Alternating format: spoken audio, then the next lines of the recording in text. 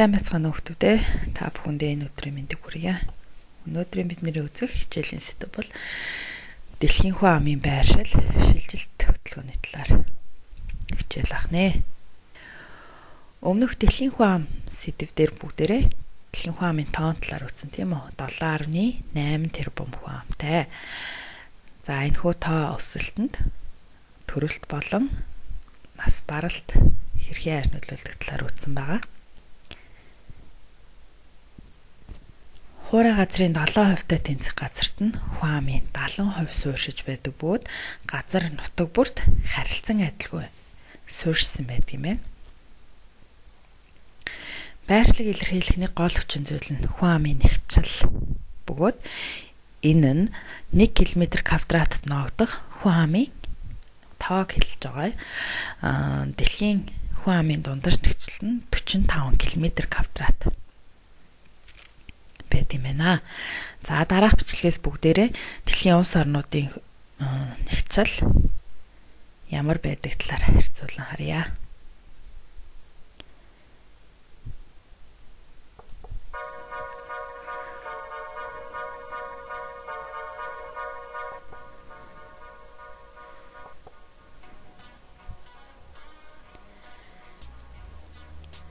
За энд байр нь улсын нэр нэгцэл нь харагдаж байна.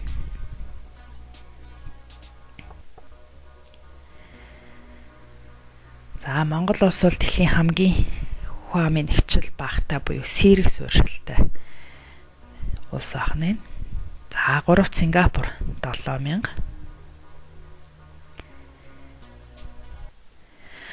За энэ хүү харьцуулсан бичлэг та бүхэн сонирхолтой байсан бахаа гэж бодож байна.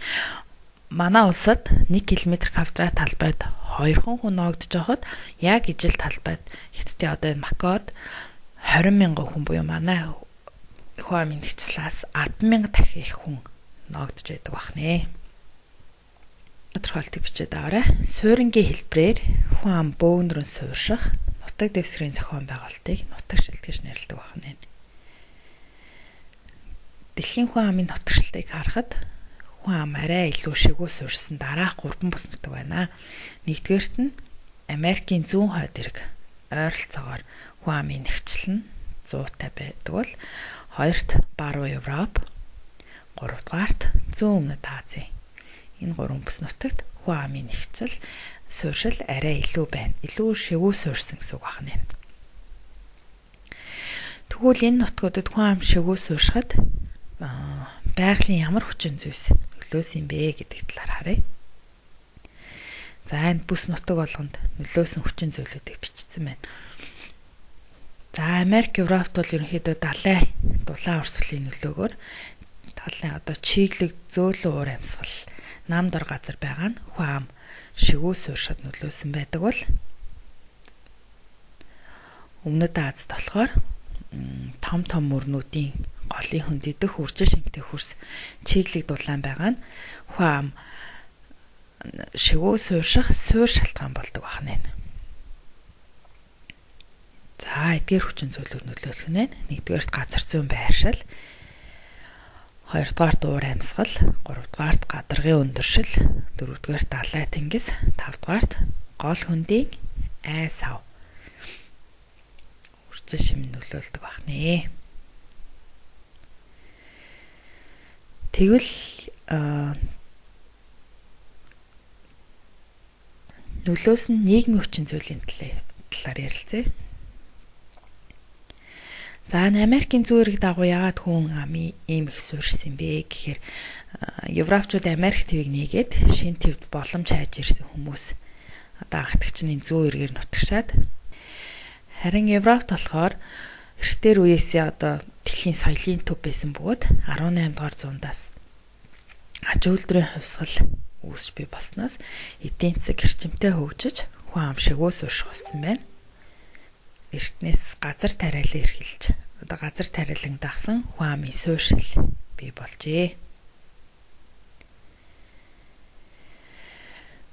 Харин эсвэргээрээ ямар нутгаар хүн ам сэрэг ба огцуудгүй юм бэ гэдгийг бүгдээр харцгаая. Төвд гэсэн энэ газруудад бол хүн ам маш бага суурьшдаг. За зарим хэсэгт бүр огт хүн сууршдаггүй юм хэсгүүд байна. Энэ хэсэг нь маш хүйтэн мөсөөр хучигдсан гадаргууд, аль эсвэл томоохон цөлүүд, эсвэл нам дор ширэнгэн өндөр уултай газруудаар хүн амын сууршил бага байх нэ. Хүн амны сууршил их бага байхын давуу сул талуудыг нэрлэж бичээрэй. За 2 дахь дэд сэдэв маань хүн амын шилжих хөдөлгөөн. Шилжилт хөдөлгөөн гэдэг нь ер нь хүн доктортой амьдралын баталгаагаа хангахын тулд оршин амьдрах газраас солих үзэгдлийг ерөнхийдөө шилжилт хөдөлгөөн гэж нэрлэдэг байна. Хэлбэрээр чиглэлээр нь гадаад ба дотоод шилжилт, хугацаагаар нь бүр ба төр зуурын шилжилт гэж ангилдаг байна. Хэлбэрүүдэнд харагдаж байна. Шилжих хөдөлгөөнийг сайн дурын шилжилт, албадлагын шилжилт гэж хоёр ангилдаг байна. За энэ нь ямар учиртай юм бэ гэхээр албадлагын шилжилт гэдэг нь очоод оршин суух газрыг өөрөө биш гадны хин нэгэн сонгож байгаа юм бол тэрийг албадлагын шилжилт гэж нэрлэдэг байна. Сайн дурын гэхээр амьдрах оршин суух газраа өөрөө сонгож шилжиж байгааг сайн дурын шилжилт гэх нэ. За аль нь дотоод буюу улс дотроо шилжиж болох нь гадаад буюу өөр улс орн руу бас шилжиж боддог байна. Дотоод шилжилтийг хотоос хөдөө рүү, хөдөөнөөс хот руу гэсэн бас чиглэлд хувааж болдог байна. Тэгэхээр эдгээр шилжилт хөдөлгөөнд нөлөөлж байгаа хүчин зүйлсийг татагч хүчин зүйлс, түлхэгч хүчин зүйлс гэж ангилдаг байна. Тухайн хүн сайн дурын шилжилт хийгээд тухайн газар очиж амьдрахад нөлөөлж байгаа хүчин зүйлсийг татагч хүчин зүйлс, за тухайн газраас явхад хүрэж байгаа хүчин зүйлсийг нь түлхэгч хүчин зүйлс гэж нэрлэх нэ. За жишээ нь ажлын байр, цалин, амьдралын нөхцөл, улс төр, эрх чөлөө, боловсрол, эрүүл мэндийн нөхцөл байдал, таатай уур амьсгал, нийгмийн чөлөөт байдал, за дайн өмнөгүй амгалан орчин зэрэг нь бол шилжилт хөдөлгөөний татагч хүчин зүйл болдог бол за бусад эсрэг үзүүлэлтүүд нь түлхэгч хүчин зүйл болох нэ. Жишээ нь ажлын байр байхгүйгээс болоод цалин хүс багтаагаас болоод монголчууд Солонгост очиж ажил хийх ч юм уу те иймэрхүү байдлаар зүйлүүдийг түлхэгч хүчин зүйл гэж нэрлэдэг байна. Энэхүү газрын зураг дэлхийн томоохон шилжих чиглэл хөдөлгөөнийг харуулж байна. За энэ Европ 1500 оны үеийг харуулсан байна. Европоос Америк руу, Австрали руу шилжиж байгаа. Энэ шилжилт харагдаж байна. Энэ нь шинэ төвд шинэ амьдрал, шинэ боломжийг хайж зорж байгаа тийм хүмүүсийн шилжилт хөдөлгөөн байх нэ. За түүний дараа Африкаас Америк руу шилжиж байгаа ийм шилжилт байна.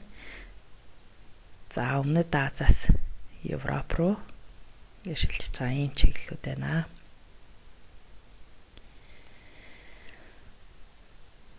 За Европын шилжилтэнд бол нийт 44 сая хүн шилжин суурьсан байдаг юм байна. Тэдгээрийн 4/3 нь Америкт суурьснаар Америкийн нэгдсэн улс маш хурдцайгаар хөгжсөн байдаг юм байна. За Африкаас Америк руу зөөж байгаа шилжилт бол боолуудыг бөөнөр нь албадан шилжүүлсэн юм аа шилжүүлэг байсан байна. Хямд ажиллах хүчин болсон хар арьстан боолуудыг Америкийн хөгжилд маш их үүргийг гүйцэтгэсэн байна.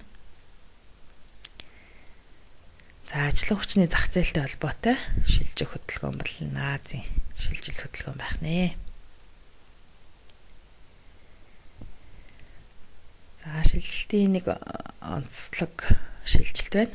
Хөгжиж буй орнуудын өндөр мэдлэг боловсралтай иргэдийг хөгжингүй орнууд өөрийн оронд өндөр цалин хангамжаар авч ажиллуулах үзэгдлийг оюун ухааны шүүрэл гэж нэрлэдэг байна. Одоо чи нэгдэж залуучууд Microsoft, Apple ажилд ороод байна гэт те. Тэгэхээр энэ бол энэ үзэгдлийг оюуны шүүрэл гэж нэрлэдэг байна. За 20 дугаар зууны эхэнд дэлхийн олон улс оронд хөдөөнөөс хот руу чиглэсэн шилжилт хөдөлгөөн их байсан бол орчин үед хүн амын нэгчлээс үүснэ зөндөө сөрөг үр дагавруудаас болоод хотоос хөдөө рүү шилжих юм тонгороо шилжилт бас бий болоод тахнэ. Жишээ нь одоо 2000 он хүртэл бол монголчууд бүгд Улаанбаатар руу ингээд шавж нүгэсэн бол одоо Улаанбаатар хотын төвчрэл агаарын бохирдол зэргээс болоод буцаад хотоос хөдөө рүү чиглэснүүдэл илүү нэмэгдэж байгаа ахнэ. За шилжилтийн хамгийн голлох шалтгаан бол ерөнхийдөө ажиллах хүчний шилжилт байдаг бөгөөд 2017 оны байдлаар жилд 164 сая хүн ажиллах хүчний шилжилтийг хийдгээ гэсэн тооцоо судалгаа байна.